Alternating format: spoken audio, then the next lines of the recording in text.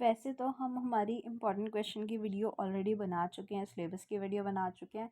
But ये एक video ऐसी होगी जो मतलब अगर आपने सारी वीडियोस देखी हैं तभी आप इस वीडियो का का पाओगे। तो आपको कुछ भी ऐसा लगता है कि आपने अभी तक कुछ भी नहीं पढ़ा और आपका एग्ज़ाम बहुत कम टाइम में है, तो आप क्या ऐसा करो कि आपके पासिंग मार्क्स और अच्छे पासिंग मार्क्स आ जाए। तो सबसे पहले हमारा यूनिट 1 है।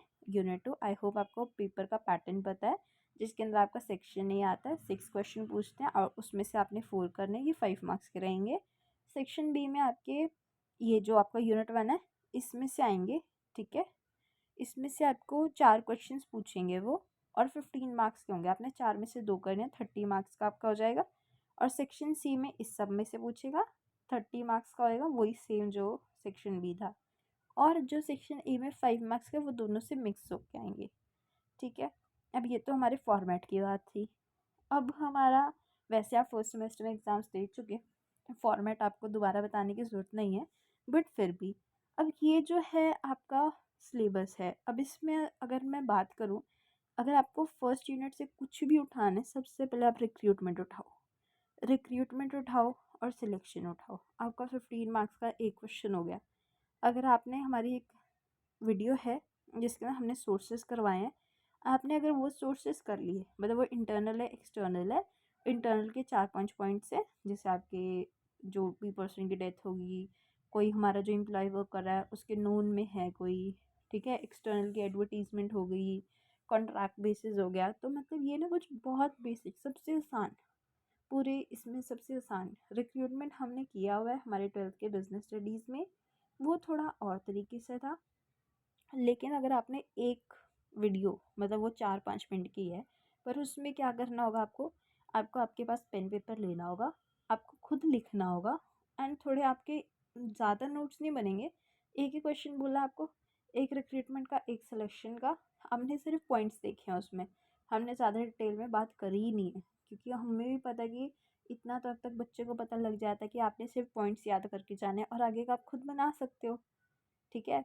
तो फिर आपने हाफ पेज पे लिखना है रिक्रूटमेंट के मेथड्स, हाफ में सिलेक्शन के मेथड, और मीनिंग अपने दिमाग में रखना है, ठीक है। तो ए क्वेश्चन 15 का तो यहाँ से बन ही जाएगा।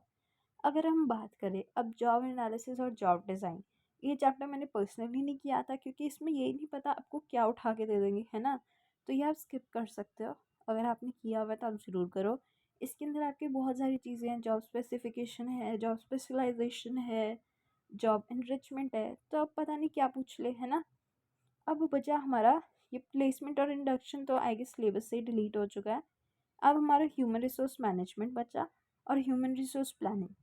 अगर तो आपके पास टाइम है, आई होप नहीं है, तभी ये रिक्रूटमेंट सिलेक्शन बोला आपको एक। अगर आपने क्लासेस लगाई होंगी, नहीं लगाई होंगी, आपको ह्यूमन रिसोर्स मैनेजमेंट का बेसिक मीनिंग, इंट्रोडक्शन पता होगी शायद। अगर नहीं पता फिर भी, तो आप क्या कर सकते हो, हमारी जो शुरू की वीडियोस है ना, प्लेलिस्ट पे जाओ आप, आपको सारा कुछ इसमें मिल जाएगा। तो उसके अंदर आपको एक एक टॉपिक बताया कि meaning and definition, nature, function की, मतलब यही जो टॉपिक पूरे सिलेबस में गिवन है ना, एक एक टॉपिक 1 या 2 वीडियो में हमने कवर किया, ठीक है। बहुत छोटी छोटी वीडियोस हैं, 10 मिनट से भी कम टाइम की हैं, कुछ 12-13 वीडियोस हैं। ज़्यादातर यूनिट 1 की बनाई हुई हैं, यूनिट 2 से भी सिर्फ वही बनाई है जो क्वेश्चन पेपर में आएगा, ठीक है। तो आप, अगर आपके पास टाइम है, 1 घंटा भी है, तो आप वो कर लो, तो आपका एक क्वेश्चन और 15 मार्क्स का कवर हो जाएगा। तो आपके 2 क्वेश्चन 15 के कवर हो गए। और अगर ऐसा हुआ कि मतलब आपने वो टॉपिक किए हुए, तो उसमें से आपका 5 मार्क्स का एक क्वेश्चन तो ज़रूर निकल जाएगा।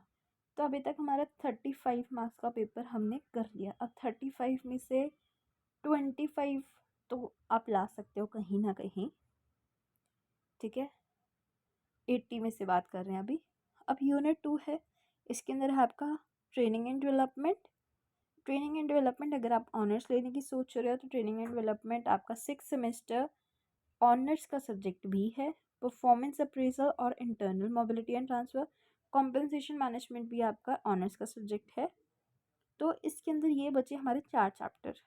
तो इसमें से आप देखो, वैसे तो हमारा परफॉर्मेंस अप्रेजल सबसे छोटा लग रहा है, ठीक है। तो आप इसमें से सिर्फ परफॉर्मेंस अप्रेजल उठाओ, इसके सिर्फ मेथड्स कर जाओ, 15 मार्क्स का एक क्वेश्चन आपका यहाँ से हो गया, तो आपका कहीं ना कहीं आपका 50 मार्क्स का पेपर आपने कर लिया। ठीक है। इंटरनल मोबिलिटी और ट्रांसफ़र भी, अब प्रमोशन आपको पता है कि लोअर से अपर लेवल होता है, डिमोशन अपर से लोअर में पहुंचा देता है आपको। ट्रांसफ़र किसी भी ऊपर से, मतलब ट्रांसफ़र किसी भी स्टेट से होता है, सिटी से होता है।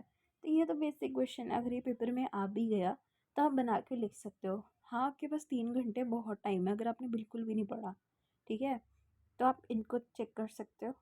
अगर आपके पास टाइम है फिर तो आप अच्छे से पढ़ो। ठीक है। फिर तो आप सारा ही सिलेबस करो, सारा इन सेंस की मतलब 50% करो, ताकि आप पेपर में अटेम्प्ट करो, क्योंकि सेक्शन बी में आपके पास वैसे भी चॉइस है, 4 में से 2 करने हैं। इसमें भी चार चार ही यूनिट हैं, 4 ही क्वेश्चन आने हैं। ठीक है। ट्रेनिंग एंड डेवलपमेंट में ऑन द जॉब और ऑफ द जॉब मेथड बहुत इंपॉर्टेंट है। ठीक है। वैसे तो बेसिकली मेथड्स ही होते हैं हर चीज़ में, किसी के टाइप्स हो जाएंगे। तो आई होप आपको क्लैरिटी है कि आपने कितना करना है, ज़्यादा नहीं बोला आपको। तो अगर आपके पास 2-3 घंटे भी हैं तो उस टाइम पीरियड में भी आप बहुत अच्छे से प्रिपेयर कर सकते हो। बस आपको पता होना चाहिए कि अब सिलेबस देखोगे तो बहुत है, अब रिक्रूटमेंट सिलेक्शन में भी इसमें कितना कुछ लिखा है, बट जो मेन क्वेश्चन बनता है ना वो सोर्सेज से बनता है।